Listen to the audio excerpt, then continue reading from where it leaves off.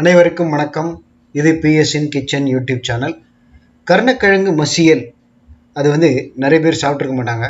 ஏன்னா பெரும்பாலும் இது பிராமின் வீடுகள்லாம் பார்த்தீங்கன்னா இந்த கருணக்கிழங்கு மசியல் அப்படிங்கிறது பண்ணுவாங்க.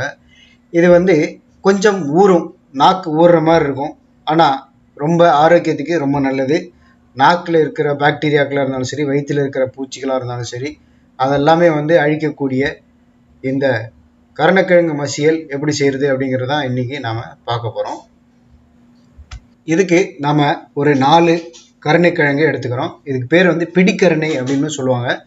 ஒரு குக்கரில் ஒரு சொம்பு தண்ணி ஊற்றிட்டு இந்த 4 பிடிக்கருணையை நல்லா அலம்பிட்டு அதில் போட்டு மூடி வச்சுருங்க. நல்லா அடுப்பை பெருசாக வச்சுட்டு ஒரு 15 நிமிஷம் அதை வேக வச்சிங்கன்னா நல்லா வெந்துடும். தோல் ஈஸியாக உரித்து எடுத்துடலாம். இப்போது மிக்சியில் ஒரு ஜாரில் ஒரு அரை மூடி தேங்காய் போட்டு, தக்காளி 1, இஞ்சி ஒரு துண்டு போட்டு, மிளகாய் வத்தல் 2 போடுங்க, கொஞ்சம் சீரகம் போட்டு இதை நல்ல நைஸாக அரைச்சி ரெடியாக எடுத்து வச்சுக்கோங்க. ஒரு பாத்திரத்தில் ஒரு எலுமிச்சம்பழம் அளவுக்கு புளியை கரைச்சி வச்சுக்கோங்க. இப்போ இந்த கருணைக்கிழங்கு நல்லா வெந்துருச்சு. அது தோல் அமைக்கி பார்த்தீங்கன்னா தெரியும், ஈஸியாக உறிஞ்சி வந்துடும். இந்த தோலை நீக்கிட்டு தனியாக இதை எடுத்து வச்சுக்கோங்க. ஒரு பாத்திரத்தில்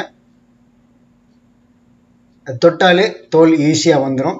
10லேருந்து 15 நிமிஷத்துக்குள்ளே இதை நல்லா வேக வச்சிட்டிங்கன்னா போகிறோம். நல்லா வெந்துடும். இப்போ இதை நல்ல கையால் அமுக்கி நல்லா இது பண்ணி வச்சுக்கோங்க, ஸ்மாஷ் பண்ணி வச்சுக்கோங்க, தனியாக எடுத்து வச்சுக்கோங்க. இப்போ நம்ம அதே குக்கரில் ஒரு 4 ஸ்பூன் அளவுக்கு எண்ணெய் விட்டுட்டு, அதில் எண்ணெய் ஊற்றிருக்கேன். இப்போ அதில் கொஞ்சம் கடுகு, உளுத்தம்பருப்பு, கடலைப்பருப்பு, கருவேப்பிலை போட்டு சின்ன சின்னதாக நறுக்கி வச்சுருக்கக்கூடிய ஒரு 2 கேரட் இதையும் நாம் அதில் போட்டு ஒரு லேசாக ஒரு வதக்கிட்டு, ஒரு 2 பத்தை தேங்காயை சின்ன சின்னதாக கட் பண்ணிவிட்டு அதனோட போட்டு நல்லா வறுத்து வச்சுக்கோங்க. ஒரு தக்காளி சின்ன சின்னதாக நறுக்கி அதனோட போட்டு நல்லா வதக்கிடுங்க. ஒரு 5 மினிட்ஸ் நல்லா அதை வதக்கி வச்சுக்கோங்க. கொஞ்சம் தண்ணீர் ஊற்றிட்டு அதை பாத்திரத்தை மூடி வச்சுருங்க. ஒரு 5 நிமிஷம் நல்லா அடுப்பை பெருசாக வச்சிட்டிங்கன்னா அது நல்லா வெந்துடும். இதுக்கு இடையில் நம்ம துவரம்பருப்பு கொஞ்சம் வேக வச்சு, 1 டம்ளர் துவரம்பருப்பு வேக வச்சு நல்லா குழைய வேக வச்சு தனியாக எடுத்து வச்சுருக்கோம். அந்த துவரம்பருப்பையும் இப்போது நாம் இதனோட கலந்துட்டோம்.